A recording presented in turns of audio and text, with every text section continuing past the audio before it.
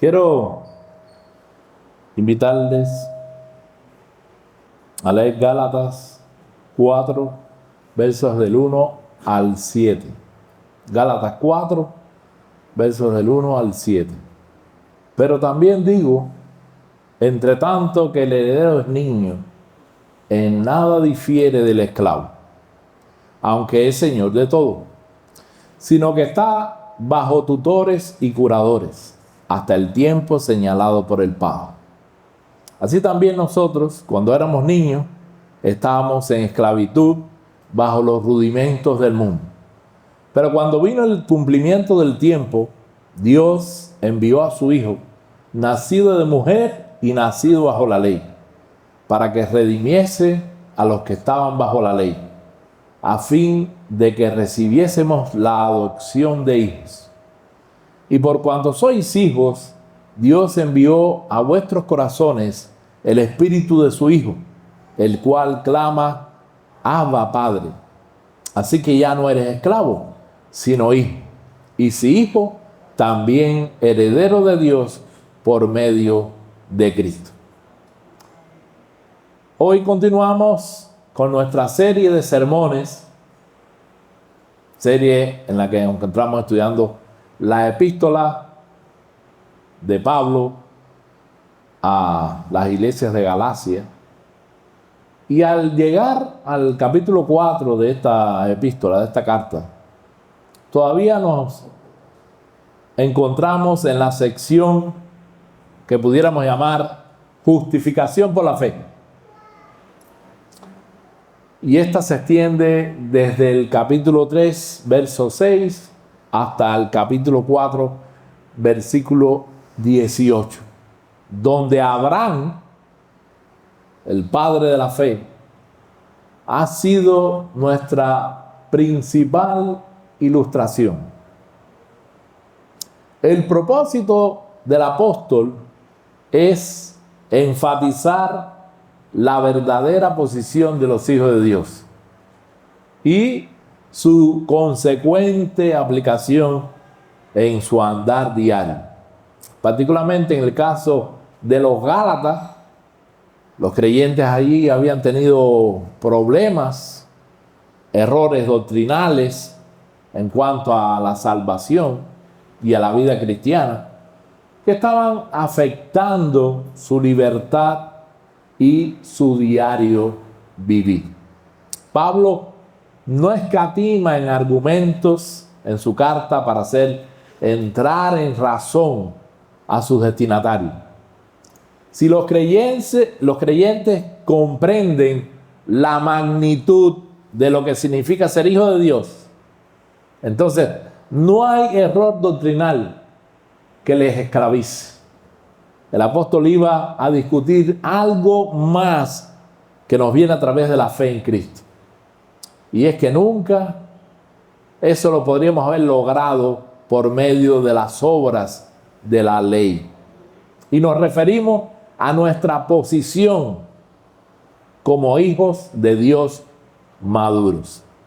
Pablo ha comparado la ley con un guardia de prisión, en el capítulo 3, verso 23, y con un ayo, versículo 24. O sea, alguien que se encargaba del cuidado y la educación de los hijos pequeños.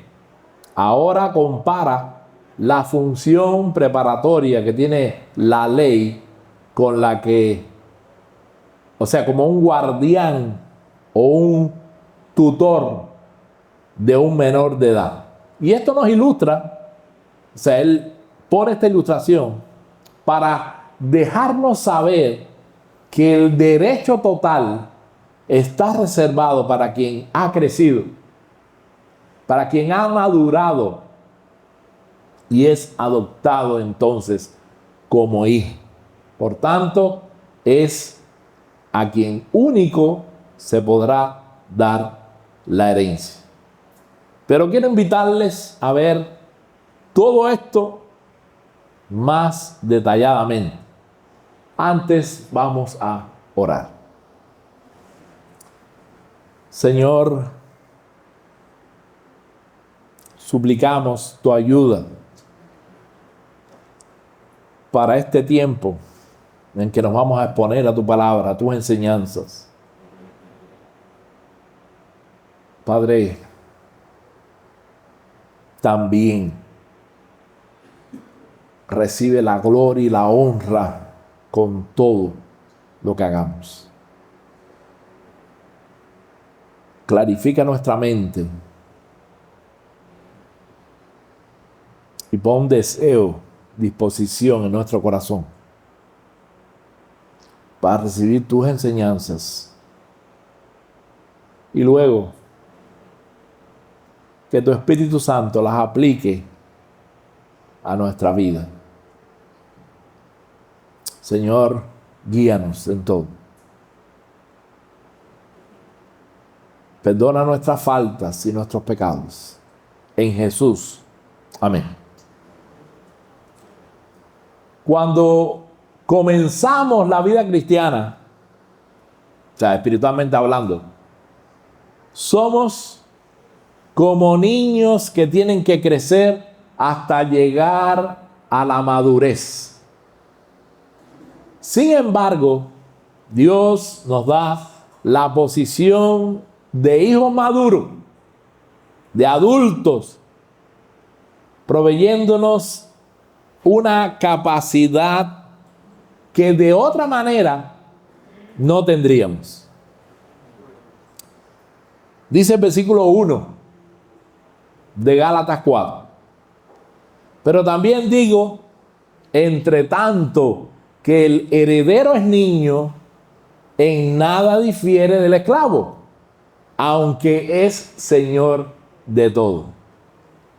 Ahora bien, aquí se emplea una palabra para, o sea, que en nuestra Biblia aparece como niño, o sea, está traducida como niño, pero no es la misma palabra que se usó, por ejemplo, en el versículo 26 del capítulo anterior,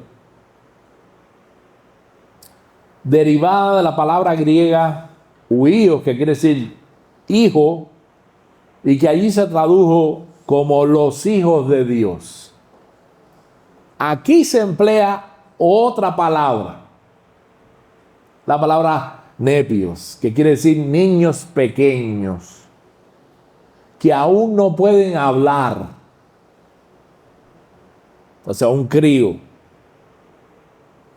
Y que para que podamos nosotros tener una idea clara, debemos regresar a los tiempos y costumbres de la época romana para poder entender la ilustración que Pablo nos presenta en este pasaje.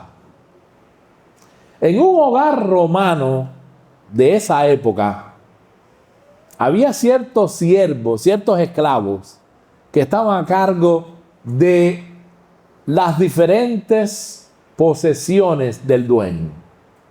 Algunos estaban a cargo de sus bienes, otros de su ganado, otros estaban a cargo de la contabilidad. Y había otros que estaban a cargo de los niños. Cuando nació un niño en la familia, ese siervo, ese esclavo, lo tomaba y a partir de ahí lo cuidaba, lo vestía con ropas adecuadas para jugar, para que no hubiese diferencia del resto de los niños, porque se iba a codear con otros niños. Este niño tenía que obedecer en todo a ese esclavo, tal como los demás niños tenían que hacer. Y entonces Pablo nos dice en el versículo 2, sino que está bajo tutores y curadores, o sea, administradores, hasta el tiempo señalado por el Padre. ¿Y qué tiempo era ese? Pues bien, ese es el tiempo en el que el Padre reconocía que su Hijo era capaz de tomar decisiones por sí mismo. Era el Padre quien decidía cuándo los hijos habían llegado a la mayoría de edad. Cuando su hijo alcanzaba la edad de la madurez. Y entonces él le permitía ocupar la posición de un hijo ya maduro. No era una ley arbitraria como en el caso de nuestra sociedad, en la cual uno alcanza la mayoría de edad por ley a los 18 años de edad. Ahora bien, no queremos que nos malinterpreten. Creemos que hay algunas personas que son tan maduras a los 18 como a los 21. Y francamente hablando, también pensamos que hay algunas personas que aún teniendo quizá 65 años de edad, todavía no han alcanzado la madurez. Bueno, a partir de ese momento que el padre decía, mi hijo llegó a la adultez, ya es una persona madura, el siervo o el esclavo ya no podía corregir más a ese muchacho. No lo podía reprender, no lo podía castigar como hacía antes. En realidad, el joven tenía ya sobre él la autoridad del hijo mayor de edad. Y eso es lo que Pablo quiso decir cuando continúa diciendo en el versículo 3, así también nosotros, cuando éramos niños, estábamos en esclavitud bajo los principios del mundo. Y el estar bajo las normas o principios del mundo, en este contexto, quería decir que estaban bajo la ley. Pablo estaba diciendo que esa era la niñez de la nación de Israel, o sea, de Israel como nación. Cuando ellos estaban bajo reglas, bajo mandamientos, en especial todo lo que tenía que ver con ceremonias muy elaboradas, pero ceremonias externas. Esa vida anterior, bajo la ley, era una especie de esclavitud. Eso es lo que nos quiere enseñar Pablo y eso es lo que le está diciendo a la iglesia de Galacia. Pero ahora en el versículo 4 dice, pero cuando vino el cumplimiento del tiempo, Dios envió a su Hijo, nacido de mujer y nacido bajo la ley. O sea, al llegar el momento destinado por Dios, cuando las promesas de Dios se cumplen en Cristo, el Hijo eterno de Dios, enviado por Él a nacer de una mujer, y da por sentado esto, la existencia de Cristo antes de la encarnación, así como su divinidad inherente, 100% hombre y 100% Dios. Aunque Cristo estaba sin pecado, como dice la Escritura en 2 Corintios capítulo 5, verso 21, al que no conoció pecado, por nosotros lo hizo pecado, para que nosotros fuésemos hechos justicia de Dios en él. Y nacido bajo la ley, y no solo como alguien obligado a cumplirla, sino también como uno que ahora se identificaba con los pecadores que estaban bajo la maldición de la ley. La muerte sustituta de Cristo nos hizo libres de esa maldición. Recuerden que Él tomó allí nuestro lugar. En el lugar de Cristo debí de estar yo. Debí morir yo. Debió morir usted también. Pero Cristo fue nuestro sustituto. Él murió, como dice la Biblia, porque todos los que dependen de las obras de la ley están bajo maldición. Pues escrito está: maldito todo aquel que no permaneciere en todas las cosas escritas en el libro de la ley para hacerlas. Y que por la ley ninguno se justifica para con Dios. Es evidente porque el justo por la fe vivirá.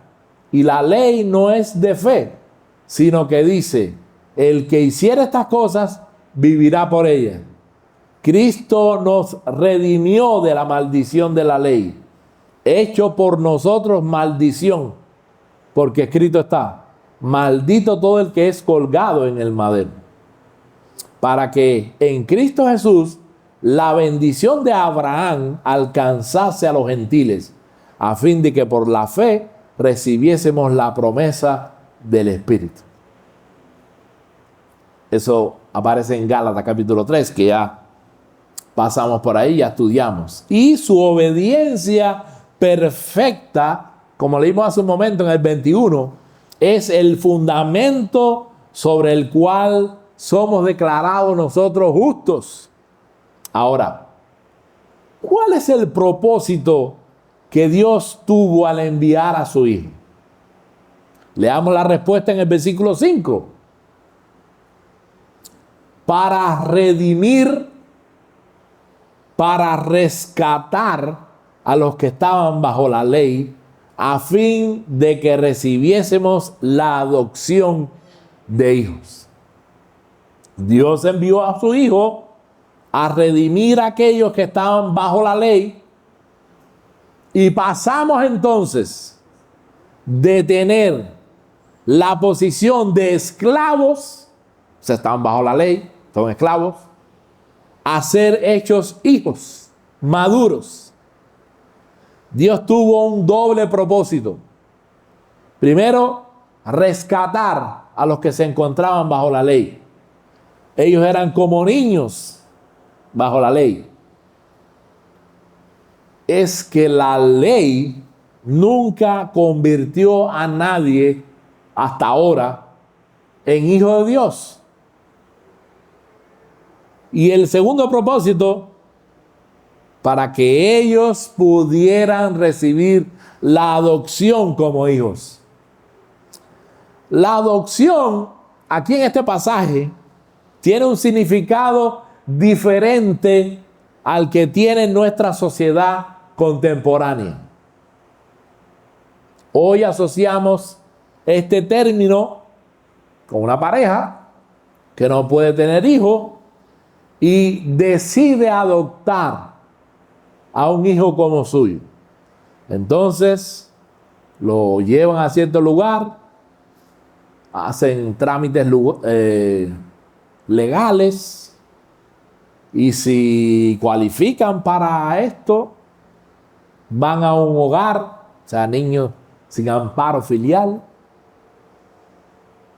le enseñan a los niños, quizá lo lleven para que se encariñe con el que ellos entienden que va a ser su hijo, y luego lo adoptan como hijo propio, como hijo en su familia. Y cuando este niño se convierte legalmente en hijo de la pareja, decimos que se ha tenido lugar una adopción. Eso es lo que entendemos nosotros por adopción. Pero la palabra que aparece en nuestras Biblias y que se traduce como adopción, que corresponde también a un término griego que significa colocar como hijo.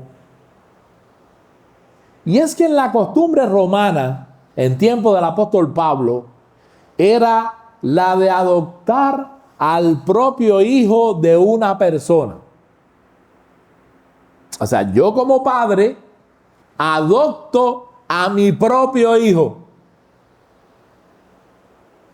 Ellos celebraban una ceremonia conocida como la de la toga virilis, que se le otorgaba al joven la posición de hijo mayor de edad en la familia.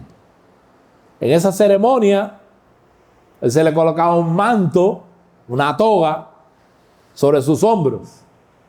Y eso es lo que nuestro Señor quiso decir en su parábola del hijo pródigo. Cuando ese joven regresó al hogar, el padre no le recibió como un hijo normal.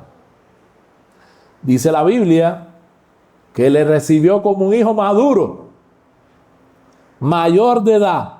Dice que le puso un manto, le puso un anillo. Y el anillo tenía nada más y nada menos que el sello de la familia, el sello de su padre,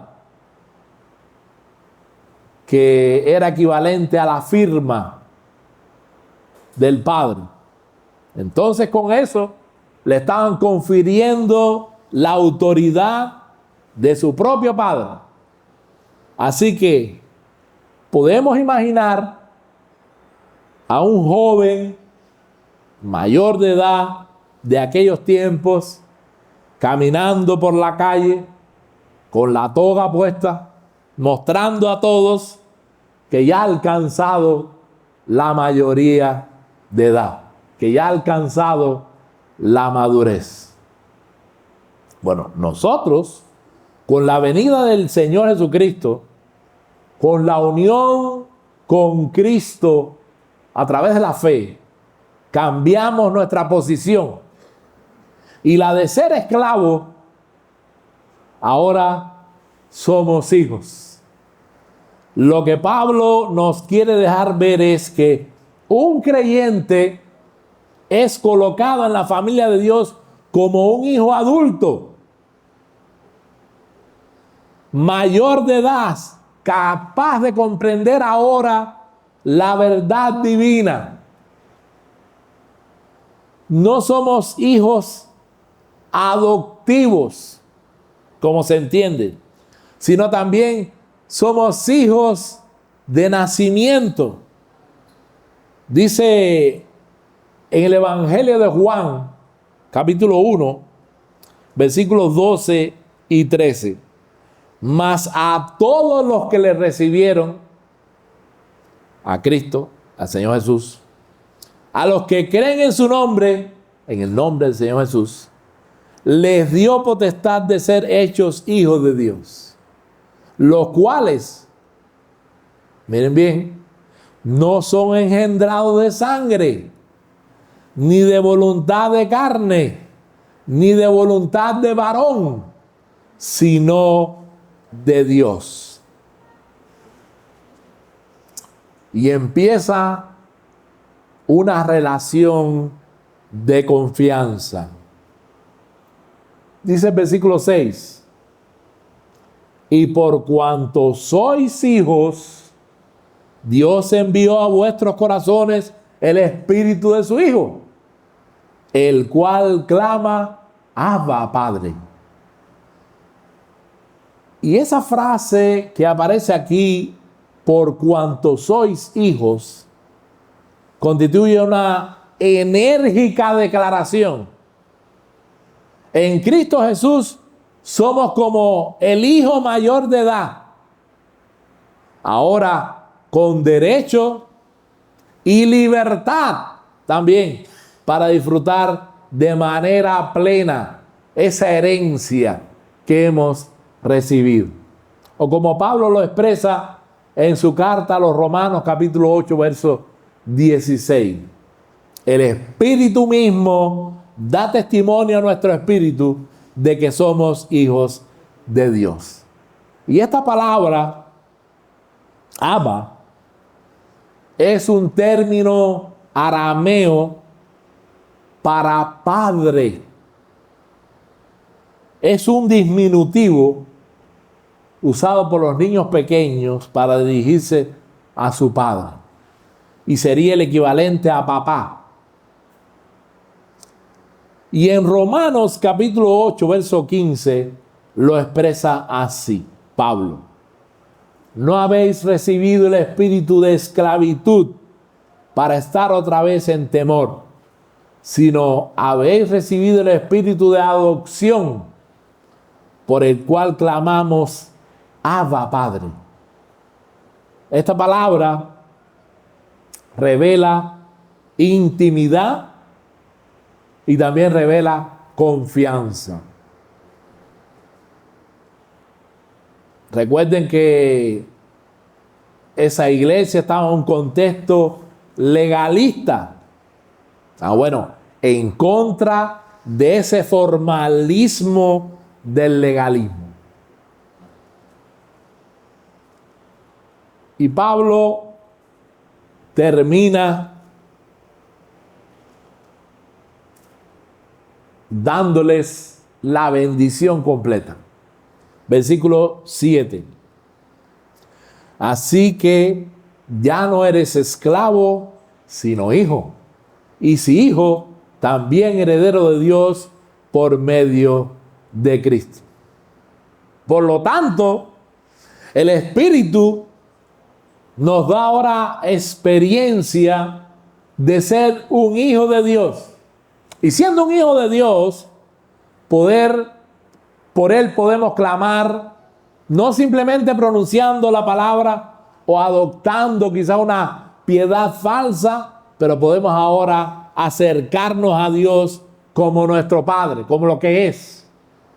Porque el Espíritu de Dios está dando testimonio a nuestro propio espíritu de que ahora tenemos la certeza de ser hechos hijos de Dios. La herencia que Dios nos ha dado por medio de Cristo ya es nuestra. En Efesios capítulo 1, verso 3, Pablo dice que fuimos bendecidos con toda bendición espiritual en los lugares celestiales en Cristo. Como si ya hubiera sido un hecho. También los tiempos verbales que se utilizan en el capítulo 8 de Romanos, versículos 29 y 30, dice, porque a los que antes conoció, también los predestinó para que fuesen hechos conforme a la imagen de su Hijo, para que Él sea el primogénito entre muchos hermanos. Y a los que predestinó, a esto también llamó, y a los que llamó, a esto también justificó, y a los que justificó, a esto también glorificó. ¿Cómo nos estaba viendo Pablo? Allá en la gloria, gozando la delicia del Señor. Por eso él usa aquí esos tiempos verbales de esta forma y nos dan la seguridad de que esas bendiciones en Cristo ya son un hecho en nosotros. El apóstol Pedro asegura que nuestra herencia no solo es incorruptible, incontaminada, inmarcesible, sino además intocable, cuando asegura que está reservada para nosotros en los cielos. Entonces, ya la bendición en Cristo está completa. A manera de conclusión, por la caída de Adán, todos los seres humanos heredamos muerte espiritual. Estamos muertos en delitos y pecados. Separación total de Dios. Dice que la ira de Dios está sobre nosotros, sobre los hijos de desobediencia. No hay comunión con Dios porque nuestro espíritu está separado de Él. Todo eso es antes de conocer a Cristo. ¿A quién nos parecíamos? al heredero menor de edad, que era como si fuese un esclavo. Los rudimentos del mundo era lo que teníamos para nosotros. Eso es lo que creíamos. Eso es lo que practicábamos en nuestra vida. Tratando de algún día llegar a alcanzar el favor de Dios. Nuestra propia justicia. Obras, obras, obras. Pero cuando Dios, como dice, como leímos hace un momento, entendió en el cumplimiento del tiempo, envió a Cristo. Y por la redención obrada por Cristo, Dios reestablece esa comunión interrumpida y nos da vida espiritual al darnos su espíritu. Ahora el espíritu tiene una habitación permanente en todos nosotros, en nuestras vidas. Y ahora tenemos privilegios que antes no teníamos. Porque toda la creación, dice la Escritura, está hecha para adorar al Señor. Toda la creación, incluyendo a todos los seres humanos. Producto del pecado, todos los seres humanos lo hacen. Pero bueno, ahora que tenemos el Espíritu de Dios, tenemos estos privilegios de adorar a nuestro Dios, de tener comunión íntima con Él, de amarnos los unos a los otros. Ahora que conocemos a Cristo, hemos sido liberados de esos principios esclavizantes y se nos ha dado el privilegio de dirigirnos a nuestro Padre de esa forma cariñosa, afectuosa. Abba, papá, Padre, con toda confianza. Qué tranquilizador, qué alentador es tener un Padre como Él en momentos así. Dios nos dice a cada uno de nosotros las palabras de Hebreos capítulo 13, verso 5. No te desampararé ni te dejaré. ¿Qué alcance es de nuestra petición? Ahora, en esta nueva vida en Cristo, con esta nueva posición de hijos maduros, entonces,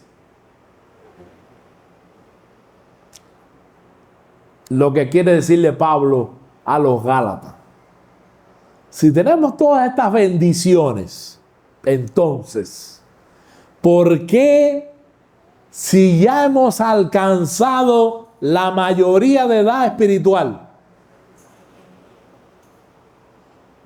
si ya disfrutamos de la herencia,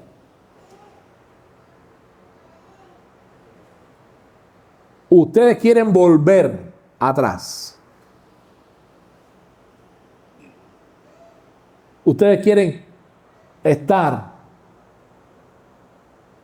bajo servidumbre, esclavizados por la ley. Mis amados, Dios quiere que la convicción de cada creyente sea la de la posición que tiene ahora, teniendo a Dios como Señor y Salvador, de hijos de Dios.